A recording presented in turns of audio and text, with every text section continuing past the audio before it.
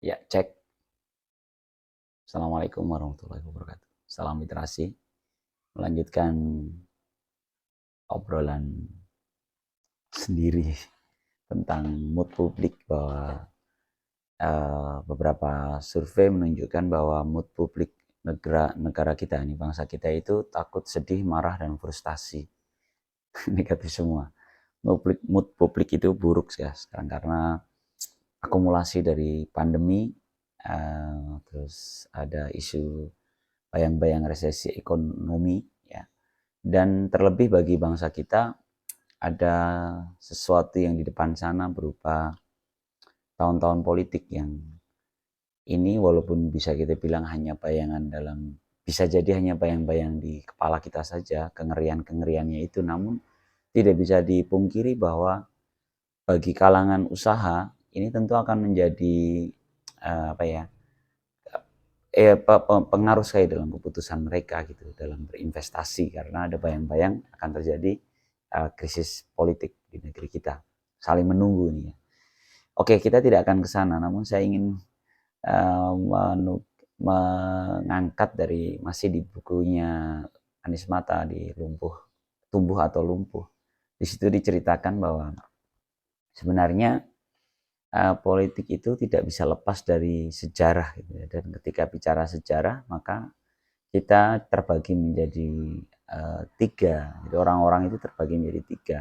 Orang-orang yang telah meninggal, ya, orang-orang yang masih hidup, dan orang-orang yang akan dilahirkan. Jadi sebenarnya kalau politik itu ingin mengambil peran penting dalam peradaban, tidak sekedar dinikmati oleh yang sekarang hidup gitu ya. Tentu harus mempertimbangkan secara komprehensif gitu antara orang-orang yang di masa lalu, dalam artinya orang yang sudah meninggal, atau bisa jadi kita membaca sejarah gitu ya. Lalu orang-orang yang sekarang hidup, yaitu kita dan anak-anak kita, dan orang-orang yang akan dilahirkan nanti. Jadi sebenarnya ideal sekali nih kalau kita memandang politik itu sebagai satu memiliki pandangan yang komprehensif. Nah, jika melihat seperti itu, maka terkait apa yang kita hadapi sekarang ini menjadi pelik gitu ya. Penting kita segera bangun mood publik kita menjadi lebih baik gitu. Saya tidak dalam posisi, atau kita semua tidak bisa jadi tidak dalam posisi yang menentukan dalam hal ini, karena banyak variabel-variabel yang makro yang lebih besar dan dominan gitu terhadap arah arah sejarah kita ini.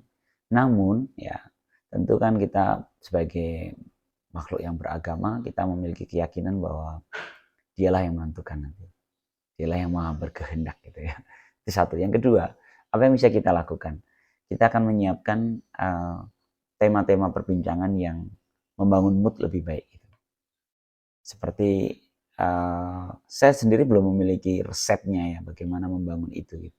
Tapi mungkin teman-teman ada yang bergerak di dunia musik, maka ciptakan lagu-lagu yang membangun mood itu lebih baik. Gitu. Atau seorang penulis novel, atau kalau saya di sini di puisi, atau membangun kesadaran. Terus kalau itu dilakukan secara simultan itu tentu uh, kebersinambungan tadi antara orang-orang yang telah lalu, yang sudah meninggal kita di hari ini, dan orang-orang yang akan dilahirkan nanti itu bisa ketemu dengan pikiran-pikiran besar yang kita bangun dari sejak sekarang.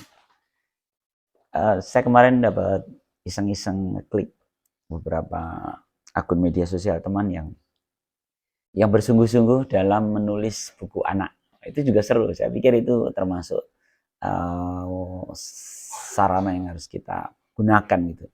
Jadi di dalam penulisan buku anak itu kan kita serang berjibaku ini melawan game, melawan tarikan-tarikan hiburan di dunia sana yang lebih menarik gitu. Bagaimana cerita-cerita di dongeng anak yang bisa jadi kita isi dengan muatan-muatan positif itu bisa bertarung melawan gemerlapnya cerita-cerita atau game-game yang bisa jadi lebih dominan mengisi isi kepala anak kita. Itu seru ya, seru. Saya iseng-iseng membaca perjuangan teman-teman di dunia buku cerita anak dan dongeng ya.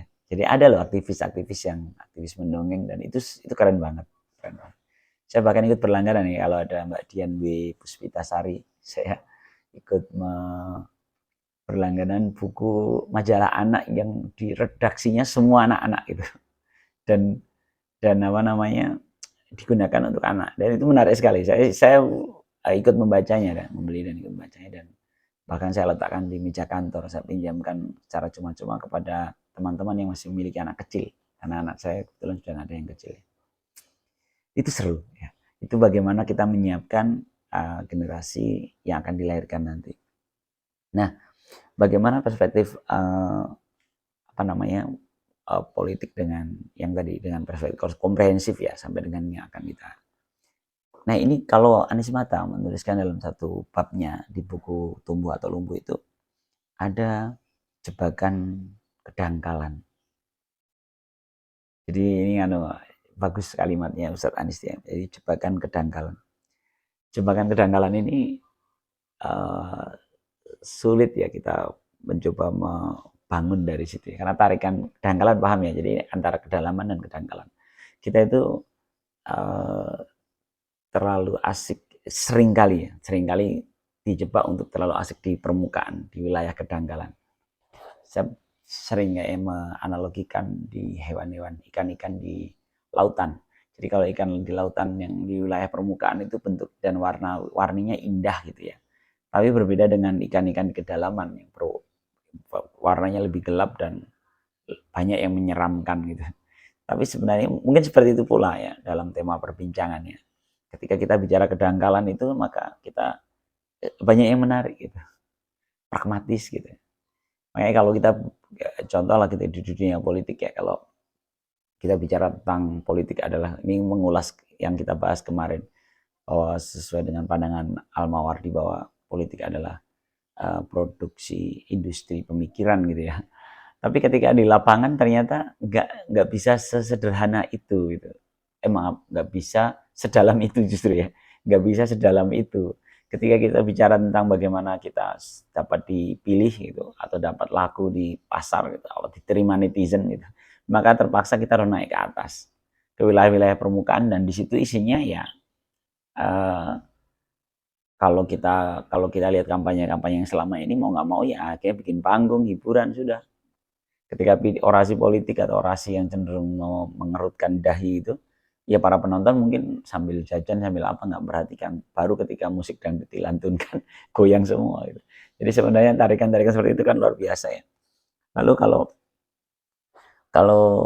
bagaimana dengan tahun 2024 nanti gitu. Kalau kita masih sama, tidak ada ikhtiar kita, tidak ada usaha kita atau para teman-teman yang aktif di dunia politik untuk mencoba tetap menekan ke bawah gitu, ke kedalaman, tidak terjebak ketarik ke permukaan, ya akan sama lagi.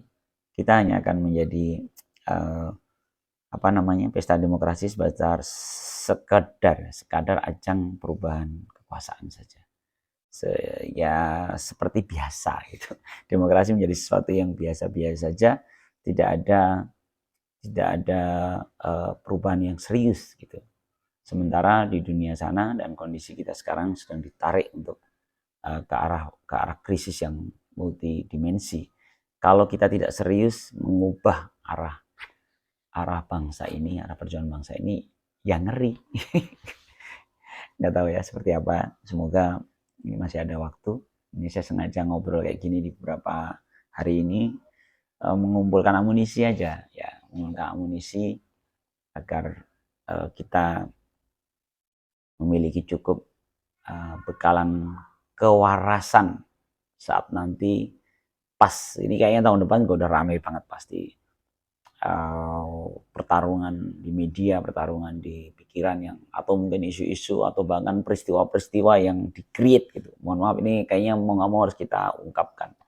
Kenyataannya memang begitu. Banyak peristiwa yang tiba-tiba dibuat untuk diangkat ke publik dan mencekoki isi kepala kita, mengganggu nalar kita. Ya, semoga selamat sampai di tujuan. Kembali ke tradisi literasi, terus membaca, terus berpikir, produksi pikiran dan ide. Salam literasi. Assalamualaikum warahmatullahi wabarakatuh.